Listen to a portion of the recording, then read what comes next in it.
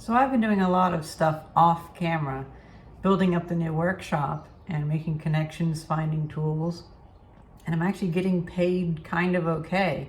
So I'm hoping once things get kind of figured out in my new life here, and I have been filming some things, like I'm building a new lumber organization system, but I've been restoring a lot of tools that I have been making videos of. One of them happens to be this trowel, or whatever it's called, that I found just in a bucket. It was just caked in plaster, and so I had to smash the bucket because it was being thrown away. And I found this in there, and then I had to bang it against a steel beam to get, because it was just caked on there. And then this is what I ended up with. And it had tar on it and then plaster or spackle on it. And so then I cleaned it up. And now I realized, you know what? It has a nice grain pattern to it. Instead of just putting linseed oil on it, I'll put linseed oil on the metal part, or maybe WD-40. But I decided, I have a can of some PolyShades Minwax stuff, and I think it looks absolutely beautiful. There's something nice about making nice tools. I have more tools to show you. I'm gonna, that's the point of this video. But I'm not necessarily a fan of having like a pristine workshop like Stumpy Nubs or anyone. But I do like having something that's practical. And I like, with the things I touch, feel nice.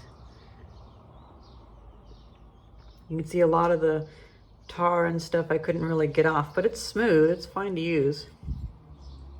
And I'm putting this collection together. I'm collecting these tools now because I'm gonna have to help somebody do brickwork. And you know, I think this will probably be okay. Like, it's better than nothing. And it'll be good for doing whatever I need. And because I don't really care about it, I'll let myself develop my own style.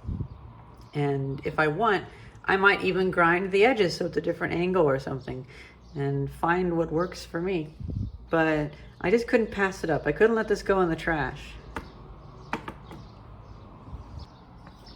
Oh, and it's gloss Bombay mahogany. And this is just one coat. I might just keep it as the one coat. I don't know. Now the trick is, this is probably pine or something.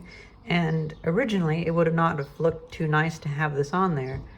But for some reason, once wood gets kind of dirty and used, I noticed that it acts like a stain helper. I'm gonna pinch that in there. But then things look nicer. So I'm always kind of on the lookout for that. And this is the first one that I've used in a long time. First one I've used PolyShades on. And I'm really happy how that turned out.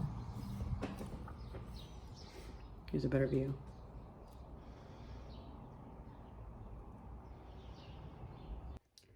I'm at the workshop now, and this looks right at home against my other tools. Now, I haven't quite restored this, but I have washed it up considerably. I had it at home for a while, and every time I would wipe my phone off and clean my mouse with a wet wipe, I would wipe that down and scrub it. And I've used it a bit, and that's cleaned it off too. But a few weeks ago, I needed a bunch of tools because we were taking apart this big frame for an AC unit on a data center.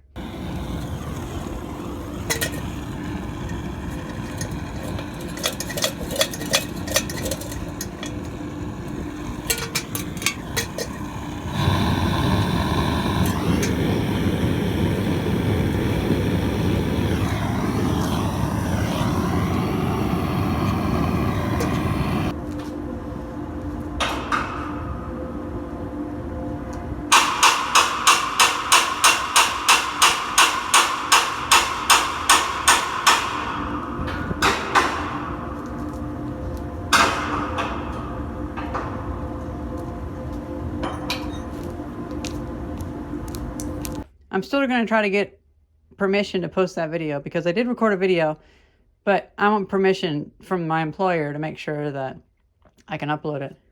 It is on my Patreon though, so go check out my Patreon. It's for free there. And I had saved a lot of these tools, these ones that I keep getting for free. And I had saved it to do a video, but I realized, I didn't have the time to do that. So I just went ahead and cleaned up an entire milk crate's worth of tools. And then I put linseed oil on them. And then I realized it wasn't going to dry quick enough for the use in the morning. So I put it in our oven. Thais was actually really understanding about it. She was like, well, it's okay. Okay, whatever. I was like, wow, okay, thank you. She kind of lets me get away with anything. And I have more upstairs. Let's see if I can find where I put them. Ah, they're buried underneath this. Okay. Now, unfortunately, it's got covered in sawdust, but I also cleaned up all these tools as well. And boy, these worked so well on the job. Unfortunately, I actually chewed this one up on the job. We were undoing this big scaffolding thing that, well, the lower bolts came out fine on these I-beams, but then the upper ones didn't. And we realized the upper platform must have been put together in a factory.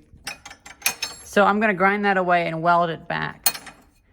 But yeah, these other ones, at least the non-sawdust side, you can see the linseed oil is still a little bit reflective, but that linseed oil seems to work really well.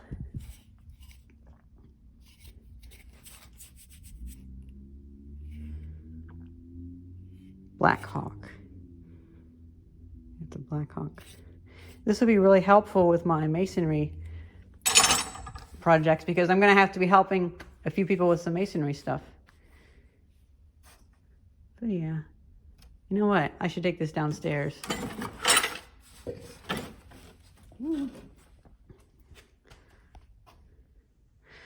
I'm currently working on a video talking about this, which is a lumber storage rack or shelf.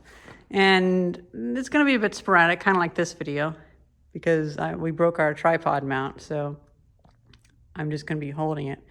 But I'm finally getting stuff organized, and every time I build a way to organize stuff, I just keep getting more free wood, and it's just this wonderful plywood and all sorts of stuff. And so when I'm done with this video about the tools, I can get back to doing that.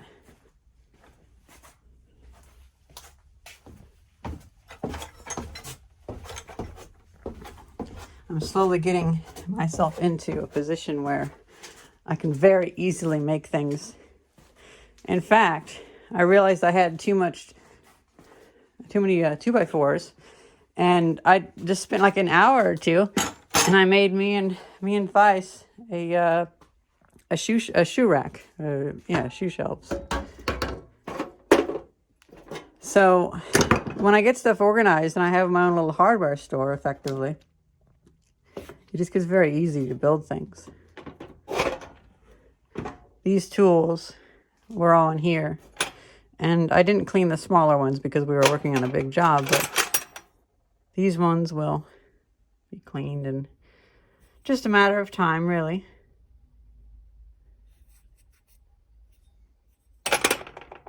And there we have it, all cleaned up.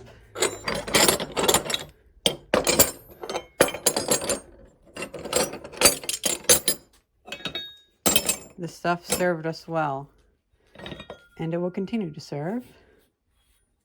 Especially once I fix this. I charged an extra $15 because of that, or $10, something like that. I added that to my the term for the list of price that you sent, invoice. I added that to my invoice, and so that'll cover the time of me grinding it and welding it back, and then figuring out whatever heat treating I need. This and this will definitely go together really well. And this is going to have a full restoration, like one of those proper YouTube crazy restorations. I'm going to be making a sheath for it.